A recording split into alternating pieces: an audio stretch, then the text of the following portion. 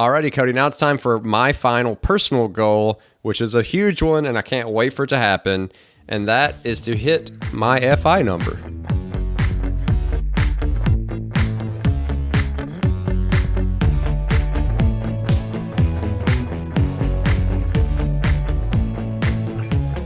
Welcome to the FI Show, where you get a behind-the-scenes look into financial independence. Here's your host, Cody and Justin. Hello, everyone, and welcome back to another episode of the FI Show. Before we get started, let's check in with the co-host, Cody. What's going on, man? Yo, what's going on, Justin? So this past Thursday, I went to this all-you-can-eat sushi place, and I'm pretty sure I ate 3,000 calories in one sitting. So not too proud about that, but it was awesome. Friday, Saturday, hung out in the city, hung out with some friends. Then on Sunday, we actually got to go skiing together, which was a lot of fun, and now we are back to the grind.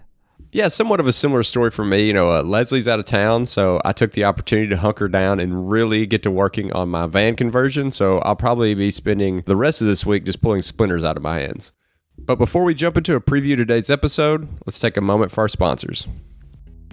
Have you ever told yourself, this is the year that I'm going to save a bunch of money, and somehow that year is over and you have not saved even close to as much money as you'd wanted? What if this whole process could be automated? Our partner, Empower, that's EMPOWER, has created an awesome mobile app that makes it super easy to automate your savings. Whether it's saving up for your next vacation, or saving up for your next rental property, or saving up for that concert next summer, this autosave feature can help you get there. Just set your weekly savings target and let Empower do the rest of the work. That's right, Cody. And don't forget about the other awesome feature of Empower, where you can send simple text messages to Empower's human coaches and get personalized recommendations in return. So if you have a savings goal this year, you've got to check out the Empower app. Download Empower, that's EMPOWER, in the App Store or Play Store. I did, and over 650,000 other people have too. And as a special bonus to our listeners, you can get $5 if you use the offer code FISHOW, as well as meet your savings goal. So visit empower.me/FISHOW for more details. All right, so back to the episode. So in today's episode, we're going to be going over 2020 goals.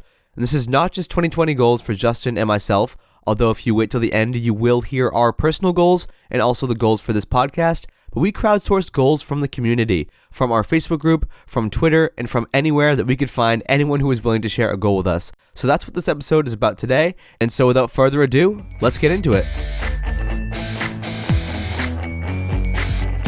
Alrighty, Cody, I'm excited for this one. It's going to be another fun one. And for the listeners out there, if you had a chance to listen to episode 64, that's where we went over everyone's achievements in 2019 from the podcast. So we sourced comments on what their achievements were in 2019 and put those out there, gave some shout outs. Now what we're doing is we did a similar call. So we're asking for people to give us comments, but this time it's for what their 2020 goals are. So that way we can kind of keep everybody a little honest. And then next year we'll come back and record another episode talking about achievements. And that'll be a really cool way to kind of compare achievements with what your goals were.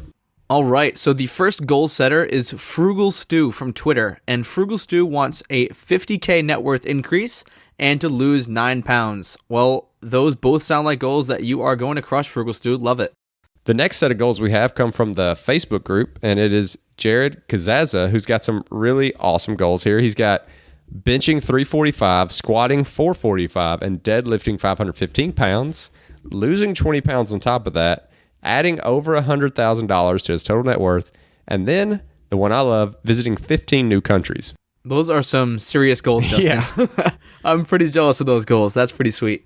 The next goal is a pretty funny one. Someone replied to me on Twitter. This is Mr. Refined by Fire, and his goal for 2020 is do not die. That is definitely on my goal list. Justin, I'm sure that's on your goal list, and I'm hoping it's on most of our listeners' goal list as well. Well, I can tell you what, if I don't hit that goal, then I probably also won't care about the episode next year where you talk about achievements. So the next goal we have, again, comes from the Facebook group, and it is our main man, Doug Nordman, who has this list of 4 goals. Publish a second book, which he says is already in editing, finish an estate plan, buy another stand-up paddleboard, he says around a 10-footer, and then this lofty goal of trying out a treadmill desk. Okay, so we have the next one. This is also from Twitter. This is from Joe Wells, and he wants to work out 5 to 6 times per week, send a weekly email newsletter, and be a guest on 4 podcasts. Well, Joe, I know if you can get started right now, you are definitely going to crush those goals. Alrighty, our next set of goals, again from the Facebook group, is Christy Smith. And she says for health, she wants to squat 250 pounds, bench 125 pounds, do a freaking pull-up. And then financially, she says they're under contract on a property in the mountains. They want to quit their jobs, move up there for a few months, and get it ready for Airbnb and bring in at least $10,000 from that property this year.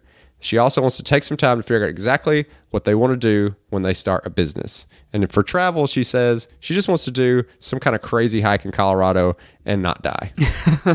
So we got two not diers on here. I'm liking Lofty. that theme. That is a really good goal. Yeah, lofty goal. Okay, the next one is an inspiring goal. This is from Stupid is the Norm on Twitter.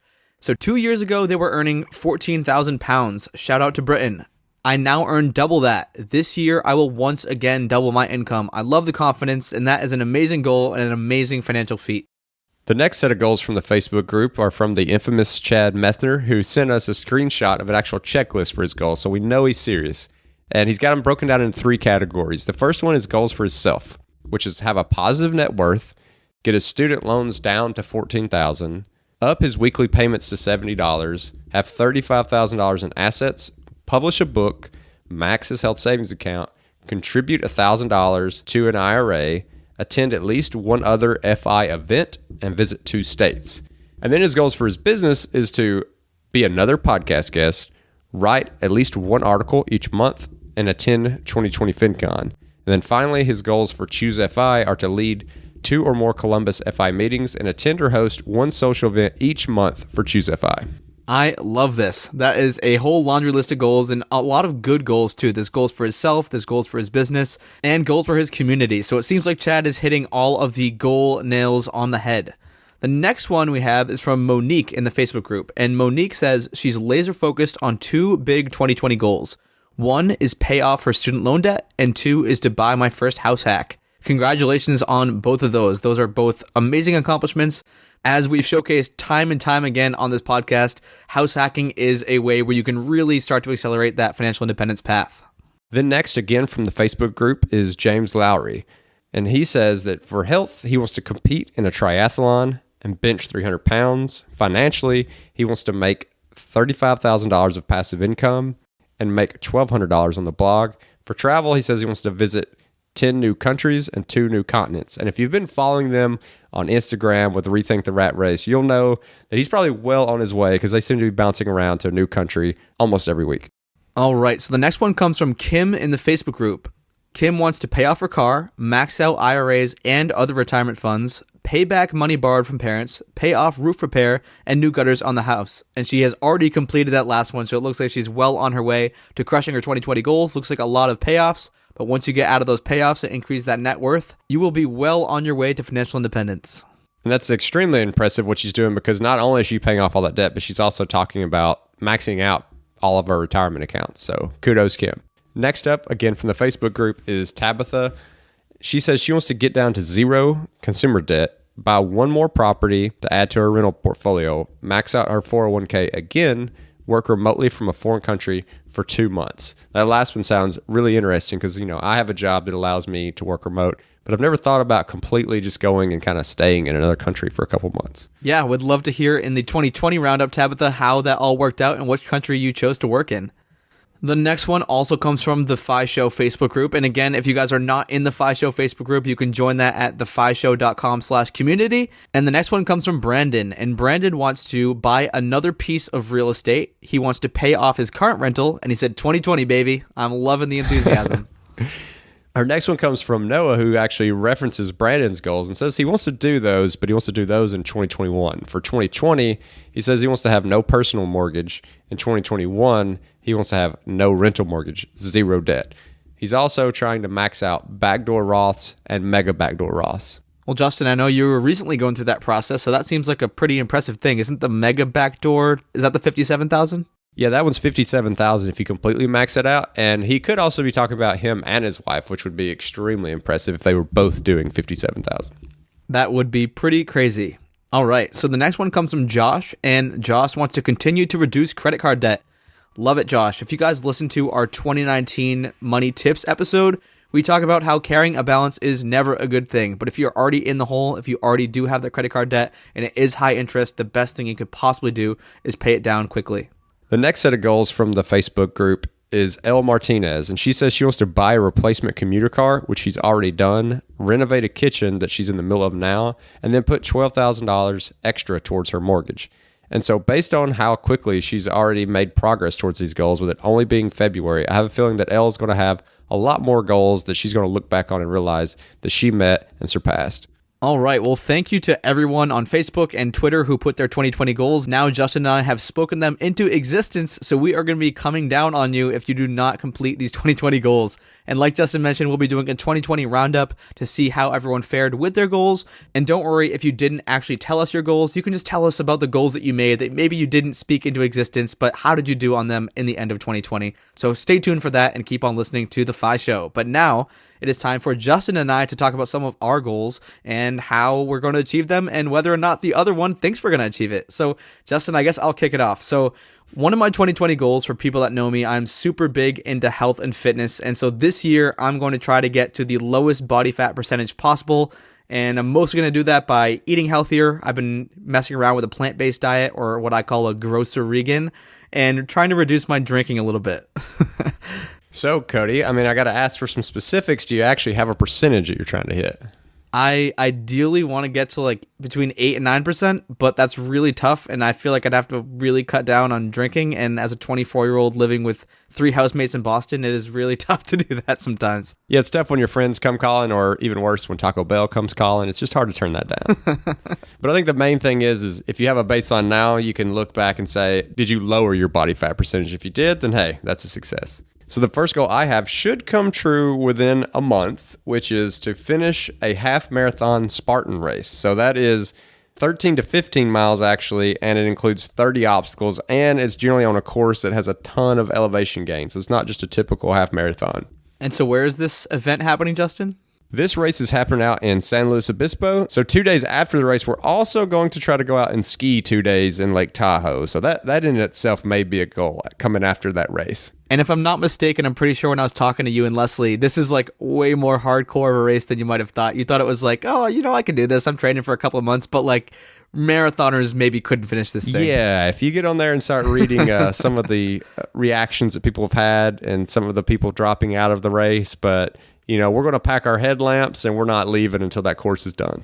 I love that determination. So my next goal is for this year to buy a house hack. So for those who don't know, who haven't listened to previous episodes, my girlfriend Lauren is graduating this year with a public health degree.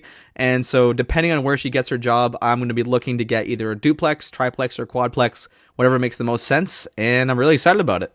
Awesome. And is that going to be, do you think, in the Boston area, or could it potentially be in a different state? She's been mostly applying around like central Massachusetts. All of the places she's applied for have been within New England. So I know we're at least going to be there for the next year or so, but who knows after that. Awesome. Well, you have to keep us updated on that one. And of course, share those financials. The next goal I have is to put $100,000 into the market. All right, so that is an astronomical number, especially to someone who's listening to this who's maybe new to the FI community. So could you maybe break down how you possibly are going to make that happen?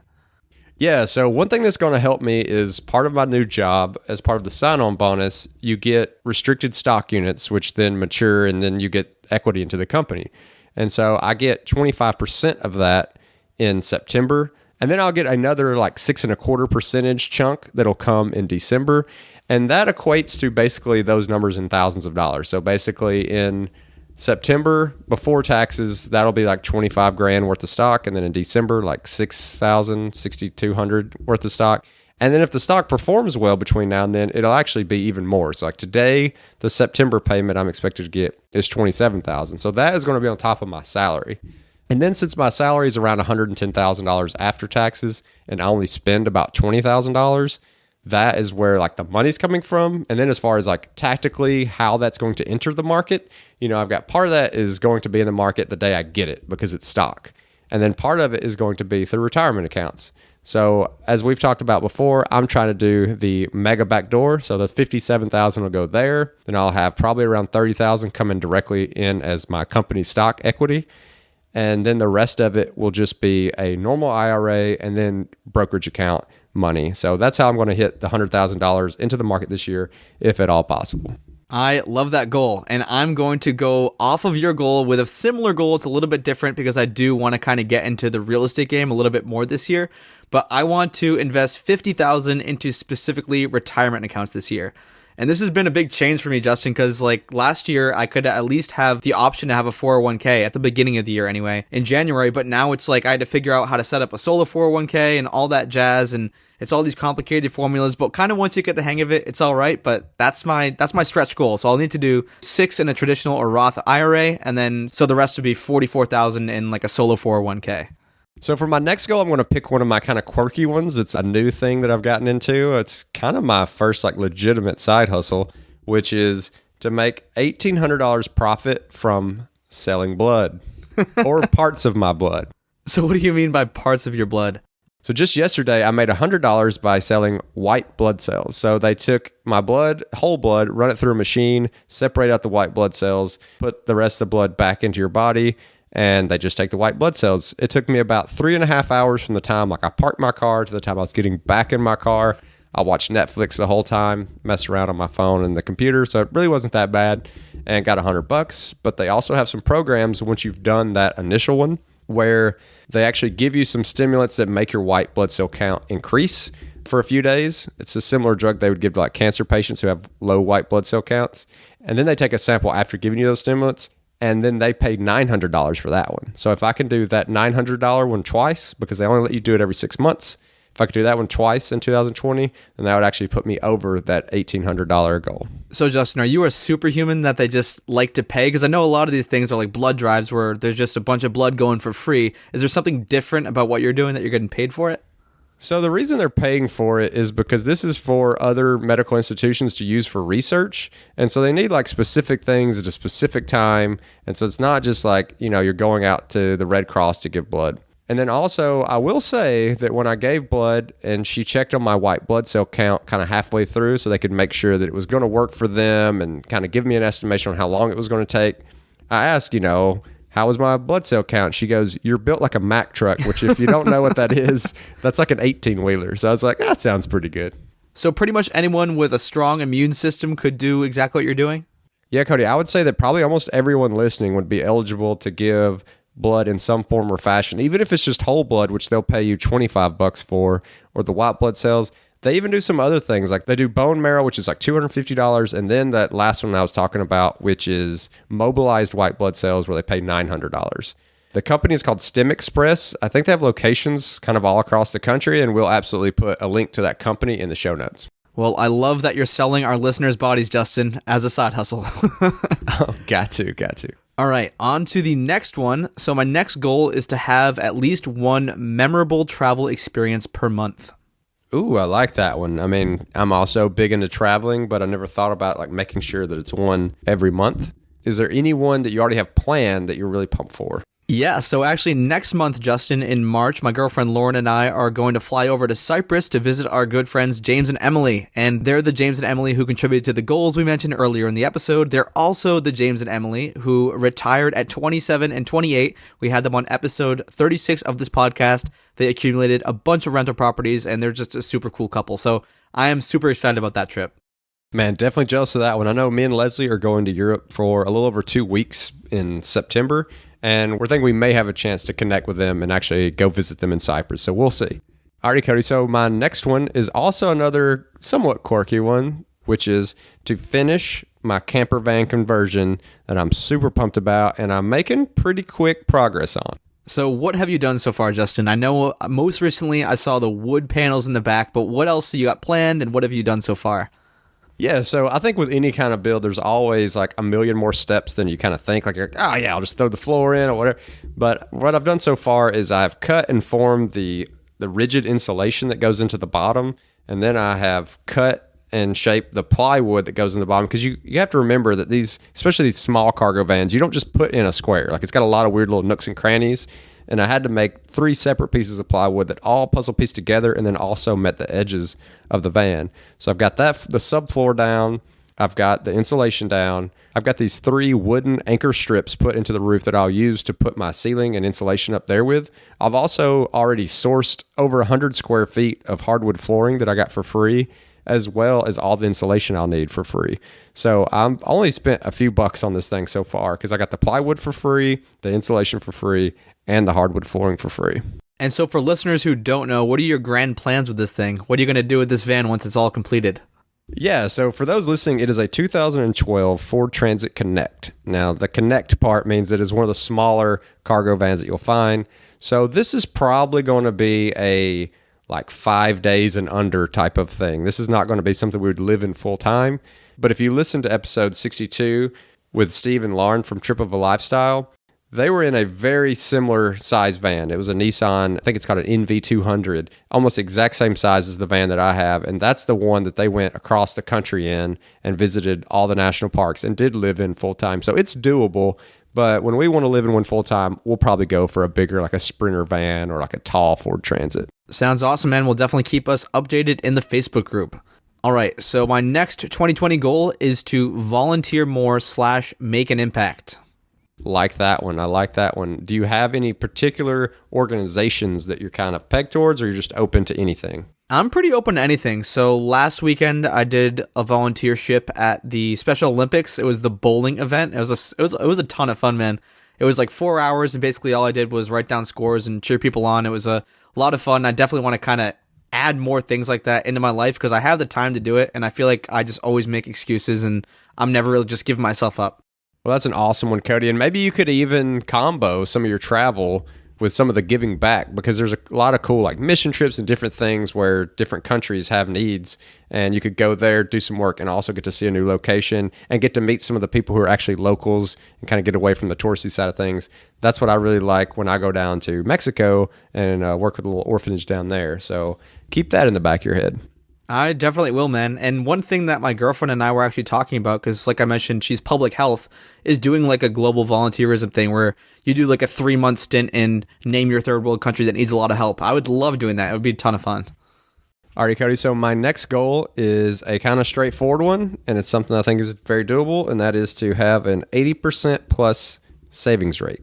All right. So what was your savings rate last year, just so we can compare it to some kind of benchmark? Yeah, so last year my savings rate was 76%, and this year, since it'll be a full year working with a new job and with the income coming in from equity, it should be, over 80%. Now, once you start getting up that high, if you do the math, it's a lot harder to gain those percentage points as you start getting higher. I know that's an aggressive sounding number, but I also know that I have a really high income. I think in fairness to me, though, I'm pretty sure none of my coworkers who make the same or more than me are saving 80%. So I have to pat myself a little bit on the back. And just to dig into numbers a little bit, Justin, because I'm a numbers nerd, is this after tax? And then also, what do you project your expenses to be in 2020? Yeah, so that is after tax. And I expect that my expenses for 2020 to be right at $20,000. All right, so this is my last goal, and it is a big goal, and it's something that over the past 2 years has had a huge impact on me and my success and my overall happiness, and I just want to have one life-changing experience. And what I mean by this is like taking a big risk, doing something that makes me feel really uncomfortable, and if that does mean failing, so be it. I will gain so much from that failure and just be a more awesome person in 2021. Love that one, Cody. And I mean, especially the thing to keep in mind is you're 24. And I mean, there's probably a lot of listeners out there who are fairly young. And that is a perfect time to take those huge risks. Now, no matter what age you are, it's always important to kind of push yourself and step out of the box, because that's generally when you make your biggest leaps. But for those listeners who are under 30, I would say that's when you should really be swinging for the fences, because like, what's the worst that could happen? One thing I want to caveat this goal with is that there are people listening and they're like, all right, I'm going to do it. I'm going to take a big risk. Most of my risks are pretty calculated. So I know even if I have like a, 30% success rate, I know that what's on the other end of the rainbow is worth the effort I'm putting in. If I'm just jumping into something because I want to take a big risk, like I just stop all the things I'm doing right now and I want to become a professional violin player, I don't know the next thing about playing the violin, and that is probably a terrible risk for me to take, although it's a huge risk. So make sure your risks are pretty calculated and there's some outcome that you can see at the end of the rainbow.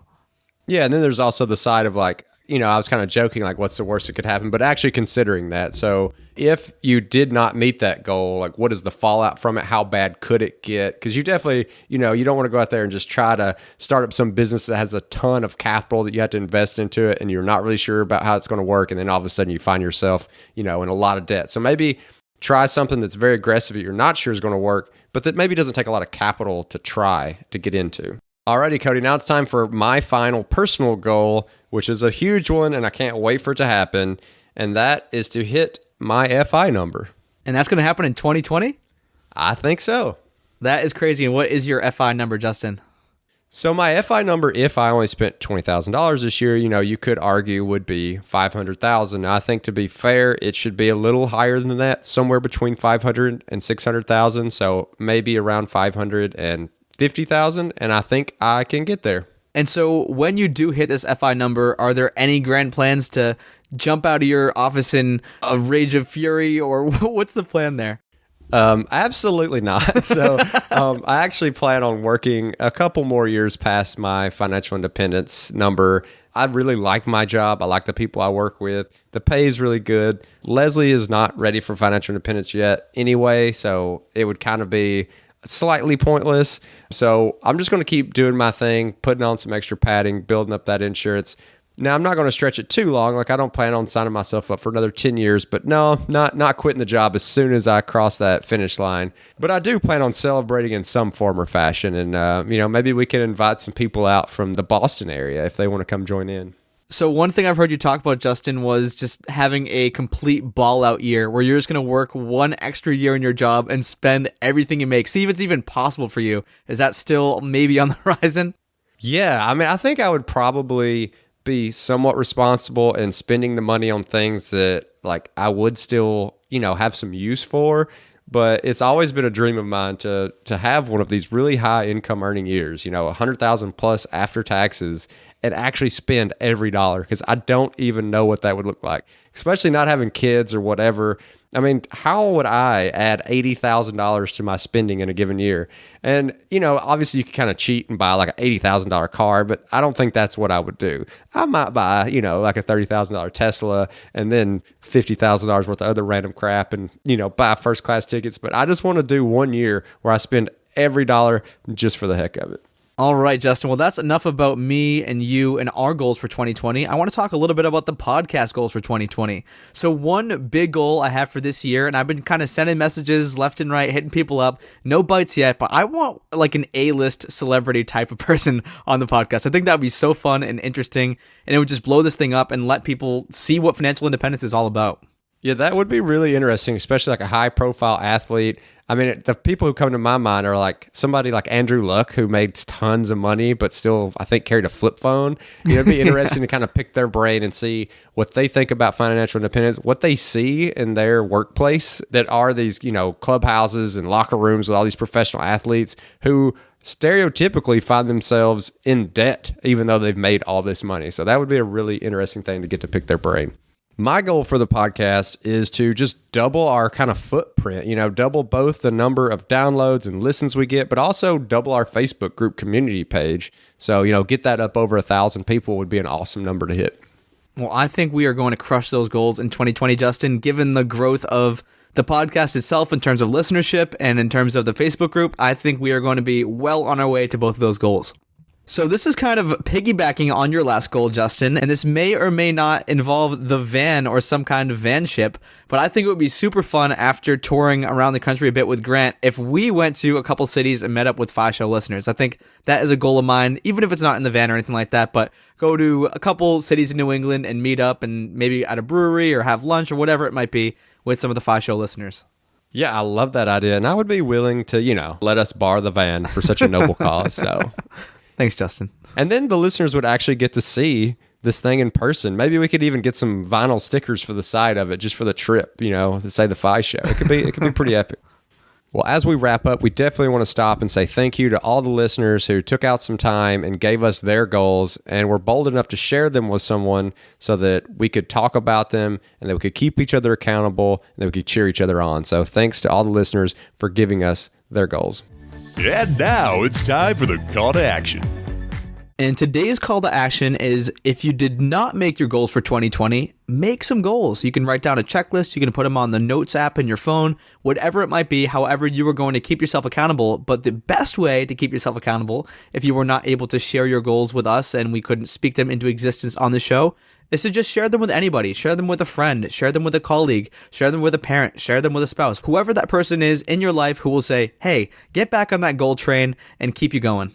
Yeah, Cody, love that call to action, especially the part about sharing it with someone. So that way you kind of have somebody, there, again, cheering you on, keeping you accountable. Because sometimes if we don't say them to anyone, then we can let them slip by, not do them, and realize that no one will ever know. So definitely love the call to action as well as the detail about sharing that with someone. And if you enjoyed this episode, want to kind of go back and take a recap and look at some of the goals people had, or have a quick, easy link to that Fi Show community page, or maybe even, see that crazy side hustle link that I have with selling my blood, you can do that at thefishow.com/2020goals.